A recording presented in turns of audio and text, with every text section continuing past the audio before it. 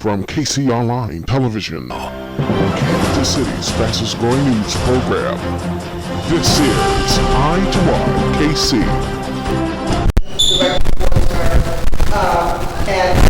Anything that we have is just going to be straight on talk.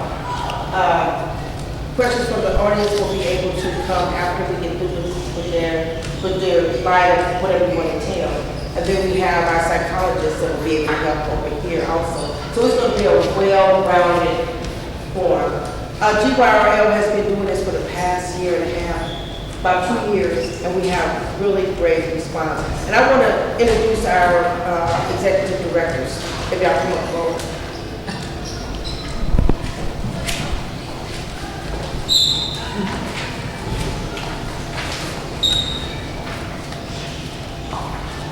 And I guess we'll start with the introduction of Ms. Gatlin. Hello, hi, my name is Carol C.J. Gatlin, and I am the Executive Director of Professional Services. So I'm going to play a vital role in the whole program with all of you and also the Executive Director. So I'd like to say welcome to the program and enjoy.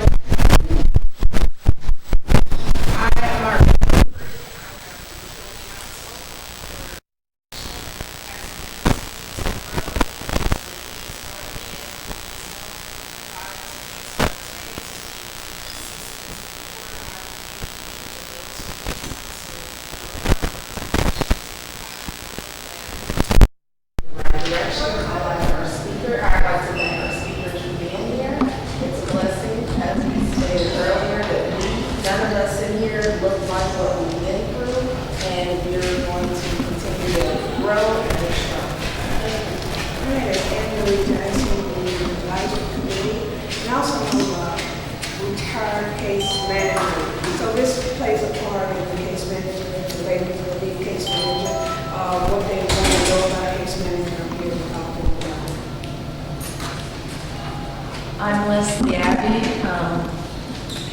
psychotherapist, and I've worked with sexual abuse and trauma for 40 years.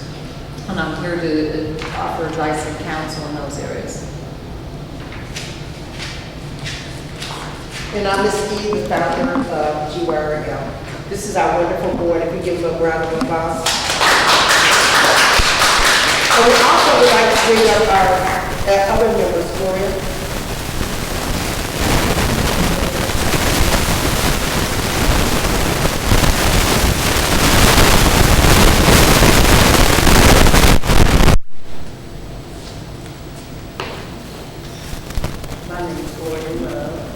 And I'm a member of G.Y.R.L, been here for 3 years just about.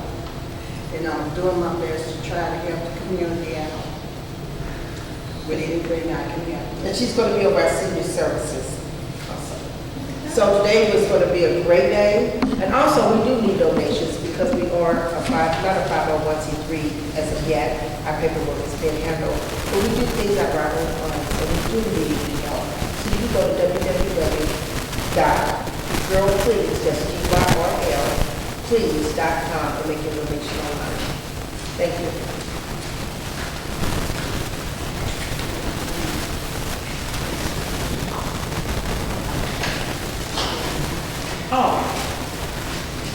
And today we have one of our members, Sherry. She's over our financial, and she's going to share with a purpose.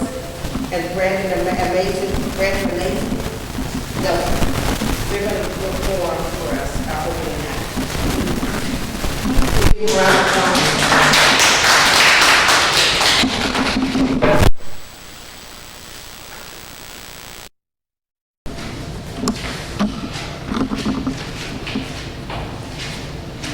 When we met, it was animalistic. Cliche chemistry.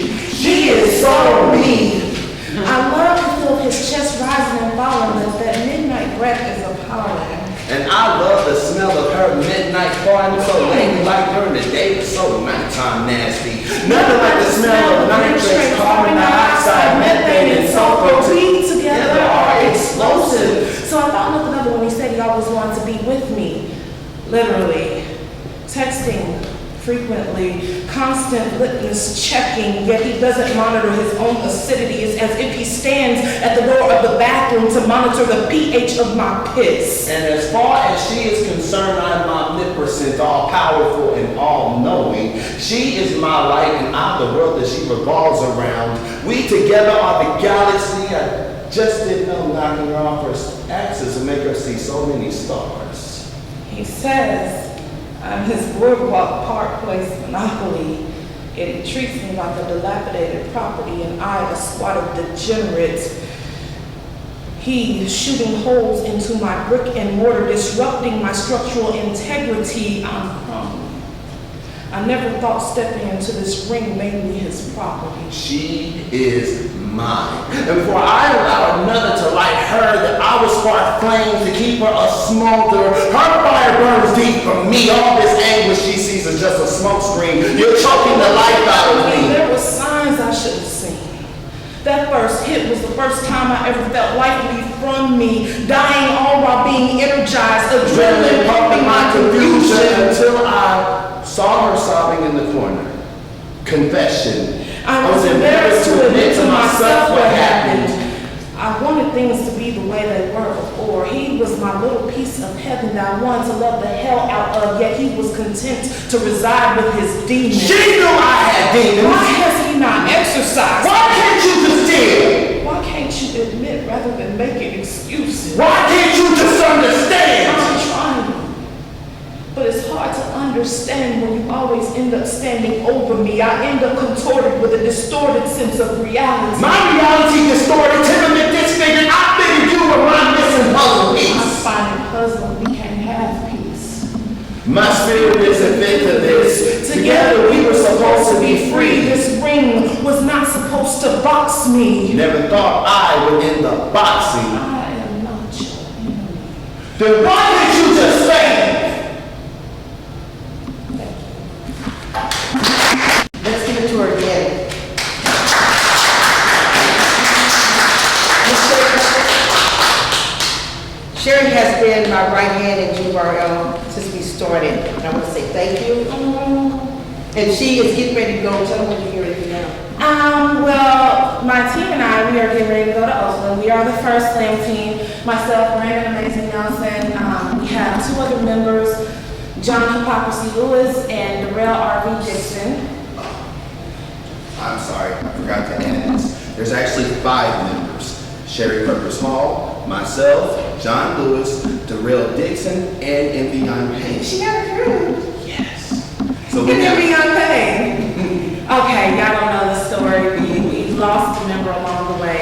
Envion Payne is our slam master. So she wrote to see if she could also compete with us since we had lost a member. And she's phenomenal as well. We all endured a long term, like we have been slamming.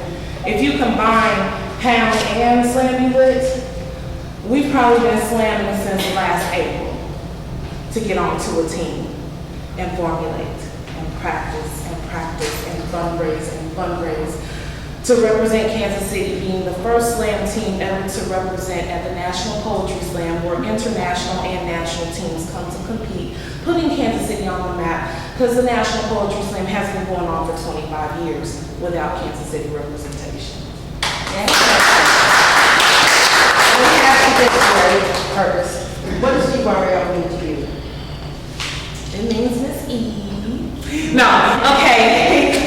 Well, G.Y.R.L, very literally, giving yourself real love, it stands for that for me, because giving yourself real love is me also loving my community. That love is reciprocated back and forth from me to my community, from my community to me. So when I come out here, and I know I haven't been doing a whole bunch of work because I've been doing a whole bunch of slam, but I'm still speaking life into my community. And if I am loving you, I'm also loving me. Because that's the problem we have in the community. We fail to love each other because we don't know how to love ourselves. So that's what G.Y.R.L means to me. When we gather together, when we have all of this and are able to talk candidly and openly and be a family, we know how to love each other and we know how to love ourselves. Because we love ourselves enough to tell the truth. Amen.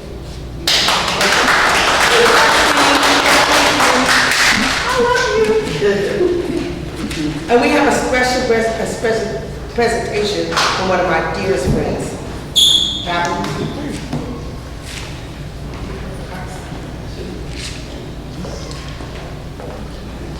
All right, good afternoon, everybody. Good afternoon. Brandon, can you come up here too? All right, I've had the opportunity to cover Brandon and Ms.E for quite a while on our show Eye to Eye KC, and since I am about to go off the air here in a few weeks, I figured that me and the team from Eye to Eye KC and our parent company, KC Online Television, they wanted to get a reward, another reward, but an award that is going to symbolize our togetherness on our shows and what we've done. So I'm going to first present this to Ms.E. Oh,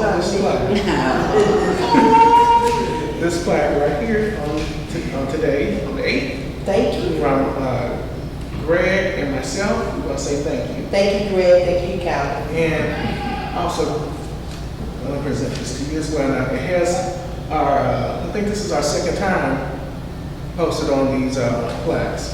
Thank you. I must say that well.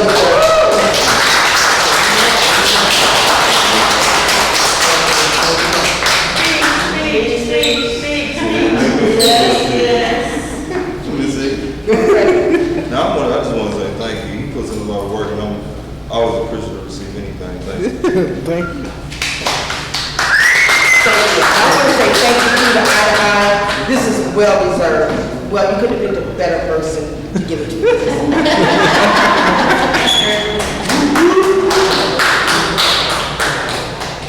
Now we're going to get on with our presentation, hands off domestic violence. When we speak about domestic violence, people think that we're talking about somebody who's always showing physical abuses and, that you have to be beat up and you're just unrecognizable. That doesn't always happen. Domestic violence can be relationships within our families. Children get molested by a brother or a sister or mother or father. One that was supposed to protect and love them and somehow slip through slip through something. It's kind of hard to talk to the camera. But it's really, over the last couple of days, I read this article on Bobby Brown and Nick. It was traumatic. While all of this stuff was going on, everybody was saying Nick was responsible for this, but they didn't really say why. When you read what led up to her going into that coma, you wonder, did she ever have a fair chance from the very beginning? This young man is accused of giving her a cocktail drug after he beat her up, knocked her teeth out, beat her up, put her in a tub and put her head underneath the water, got in bed with another young lady. And that's when they found her about a few minutes later when they discovered that she was in the bathtub. A week before that, prior to that, he beat her up really bad. You wonder if anybody could have intervened because people were there and said they actually saw it, but nobody intervened. And that's what we're talking about with domestic violence. When do we get involved with this? What does it take for us to say enough is enough? So the young lady who's come today, I want to say, first of all, I'm very thankful that you're sharing your story because your story will save someone else. No matter how bizarre it seems or how far-fetched it seems, that every life matters. We have a thing with G.Y.R.L to give yourself a love that says, if nobody else comes to our corner, one person gets it, one life can be saved, which can be a generational curse removed. People don't understand when I say a generational curse removed, because if you continue to carry this harvest and you birth it, it continues. But when somebody breaks that yoke, it frees the other members of your family and your friends to go on. This is why we take it at heart, because in our urban core, which we now find is not just blacks or poor, we have a cesspool of everything, everyone, every nationality, every ethnic group is represented. One of the things that I found that race doesn't hold a classification, whether it be poor or whether it be rich, whether it be educated or uneducated. All are vulnerable. It used to be a time when men may not have been as vulnerable as they are now. But men are included in this right now. One of the things that I want to share before we start, that's really been on my heart is that we as women have to pump it up. We have to get back to the basis of being the neutrals, you know, the givers. We have to be the ones that stop and start mothering our children again. You know, giving them back the empathy. We have lost it along the way. One of my favorite rappers, Tupac, said, we're going to birth a generation of men that hates their mothers. And that's really what it is, because we have stepped out of our role as mothers. And they don't see us as mothers. That's why it's easy for the guys to call women bitches, to slap them and abuse them. Because the very one that was supposed to care for them, that's what they did to them. This is why the men don't have any empathy anymore for us. And so it's up to us to turn this around, and I believe that we can. And I believe whatever situation that you're going through, that we can break it. We can break it by coming out and talking about it. And so this is what this forum is for. Anything that happens in here stays in here. There's no finger pointing. There's no one saying you're right or you're wrong. We're just here to hear your story. So I'm going to begin by an introduction. We will meet you, Carrie. Before we go to our speakers, I guess speakers, can I just provide a few Go ahead. statistics for everyone? In 2009, this was taken from the webpage. In 2009, there were 21% of all domestic violence cases were between spouses, like husband and wife or boyfriend and girlfriend. Of that 100%, between the former spouses, 3%. Between persons who have a child in common, 12%.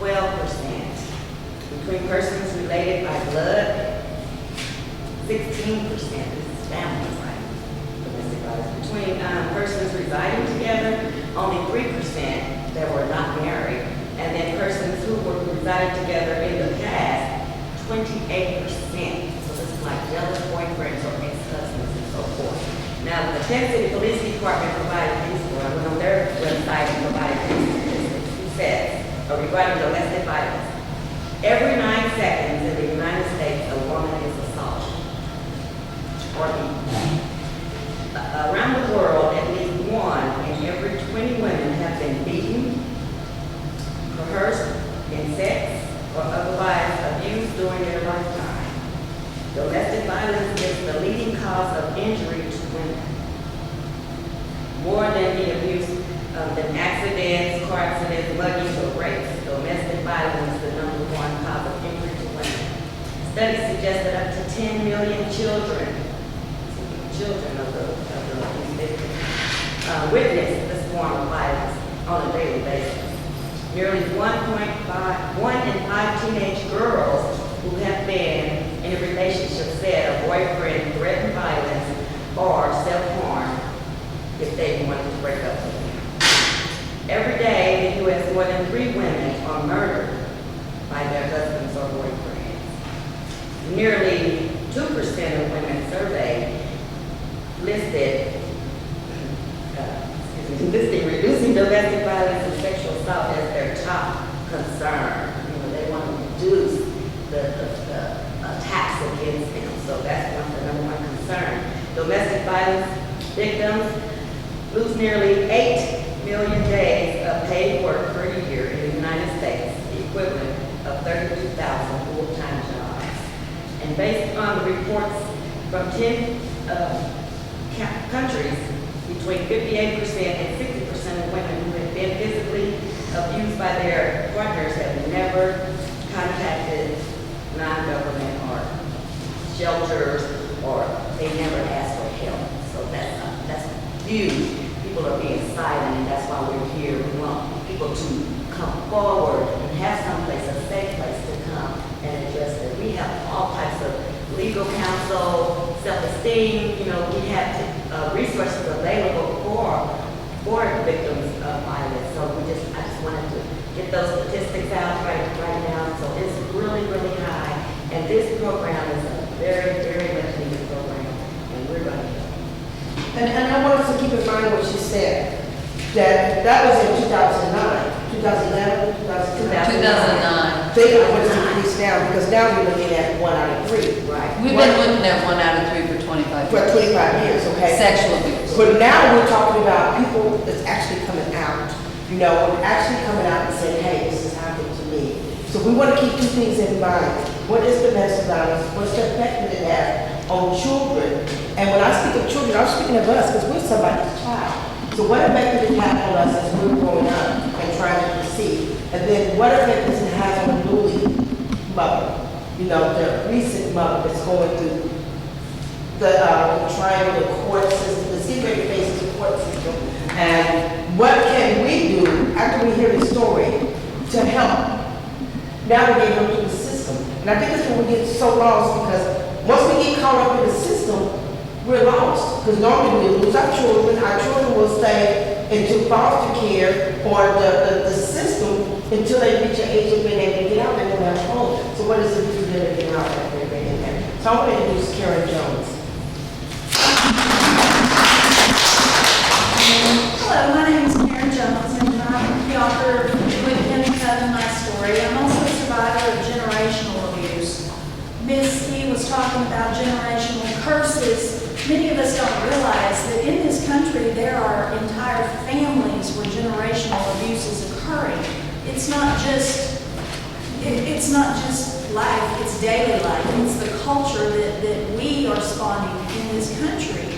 And a lot of people point fingers at victims and point fingers at people who stay. Like, I remember the football player's wife, she's his fiance, and Ray Rice, his fiance was Janae Palmer, and Ray was criticizing her after she got punched in the face and knocked out an elevator because she stayed. Well, why did she stay? Because you can't have abuse without us. We are also complicit in what is happening in this country because we allow it to happen. One of the statistics that you made me think of is 75% of women in this country, in U.S. prisons, are survivors of domestic violence. 21 states in this country have what's called mandatory arrest laws. That means that somebody has to be arrested, even if it's the person who called for help. That means victims are being further victimized by our system, and that's us. The area that I'm from, East Texas, is known for churches. It's also known for abuse. A lot of the area where I'm from, the sexual abuse of children occurs at the hands of local police officers. There's a video right now making the rounds that I have helped publicize. A little girl named Christiana G.Y.R.L. She was 17 years old, and she went to Longview Police Department to call for help. She was mentally ill. If you watch the video, you see this child, you see just a normal interaction between a police officer and a frightened girl. And then all of a sudden you see the police officer step forward. And her response was to back up. He didn't read those cues. He stepped forward again. She backed up again. She reached in a pocket. Apparently she had a knife. After some pretty brutal combat, this grown man got this 17-year-old girl handcuffed on the ground, face down. 2 other officers joined them, and all 3 of them opened fire on her. She was in a police department calling for help. My wake-up call, I was raised by police officers. I'm a child of law enforcement in East Texas. My wake-up call came on December 31st of the year 2000, about 3 o'clock in the afternoon. I confronted my boyfriend, who was a victim of this mess, and criticized him for his drug addiction and his alcoholism and for having been absent from our home for 3 days. And he responded by telling me that that was who he was. And I told him he was garbage and he was always going to be garbage. And I picked up my daughters, well, I didn't pick them up, I gathered them up and walked out the door. And as I left, I slammed the door as hard as I could. That vibrated a sword, a heavy metal sword, in a leather sheath off the wall. And it hit him in the back of the head, and he was not thinking clearly anyway. So he responded to that by coming through the door like this. And I saw him coming, and I put my hand up over my face and his arm up over my head, and I started down into a crouch, and he punched me in the face through my hand. I took 6 stitches from the bone in my hand, and then he grabbed me by the throat, drove me across the lane, and drove me up the wall and choked me until I was unconscious. The neighbor heard the noise and came out and pulled him off of me. My 3-year-old daughters were standing there. I was furious and I went after him. I'm not a silent victim, I'm not a cooperative victim, I went after him. And that was how I found what was going on. In this country, victims are not just being abused by abusers. Abusers are becoming victims, and we are abusing everybody. Literally, no one in this country gets protection. In fact, August 17th, there's the anniversary of something that a lot of people don't know about called Ms.E versus USA. That was a woman from Colorado. In 1999, she had a restraining order against her ex-husband. He went and abducted her children from her front yard. She called the police department for enforcement of her restraining order and her custody order, and they refused to enforce. They told her that the children would be fine, their father had taken them, and she should just wait until they came home. At about 2:30 that morning, her husband, Simon Gonzalez, pulled into the parking lot of the police department there and opened fire on the police, who immediately shot him dead. When they opened the cab of the truck to pull his body out, they found her 3 children in there also shot dead. Our system is too willing to be a weapon, and there are too many ways to manipulate it. My ex-husband abducted my children, and I was refused enforcement. So when I found that case, I started following it. On August 17th of 2011, Ms. Lenahan received a decision in her favor from the Inter-American Commission on Human Rights. They found that domestic violence victims in this country are denied recourse by our government, and that's us. So these forums are vital, not just so that people like us can talk about what happened to us and work through it, but also because there are others out there who are being silenced. Others out there are being called ridiculous when they beg for help. And that can't be allowed to continue. You can't spell abuse without us. Thank you. And we're going to go into further detail about how you found yourself trapped in domestic violence. What led up to it? Because you appear to be a very educated, smart person. So how does a smart woman get caught up in a domestic situation that she ends up losing her children by kidnapping and not being able to get them back after so many years? And then, your story, we want to talk a little bit about that. Ms.E. I'm not going to go into detail about introduction because I think sometimes it's good if you don't know apparently who this person is. Because to name or put a personal touch on it, they may not want to detail. So that's why I don't go into let me introduce you to this person or that person, because I want her to feel free to speak and tell her story. And I'll help you out if you feel that you need help.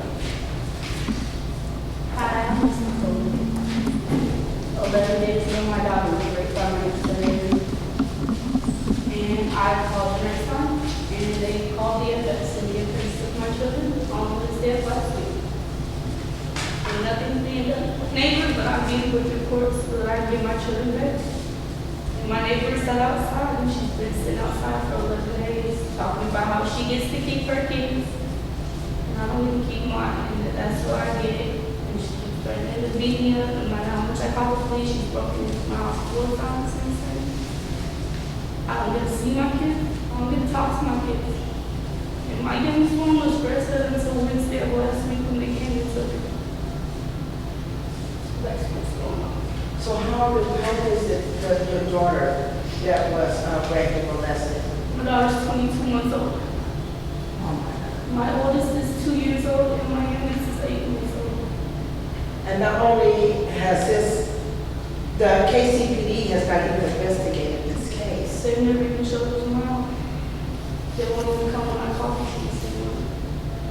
So where do we go from this, Mr. Green?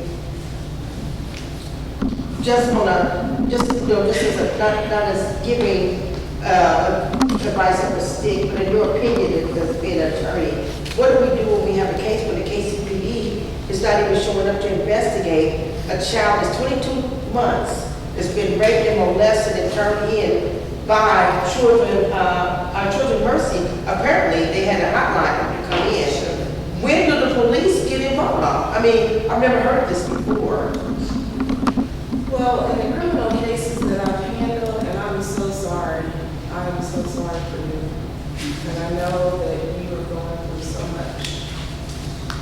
Prosecuting the perpetrator who hurt your baby is very hard, especially in that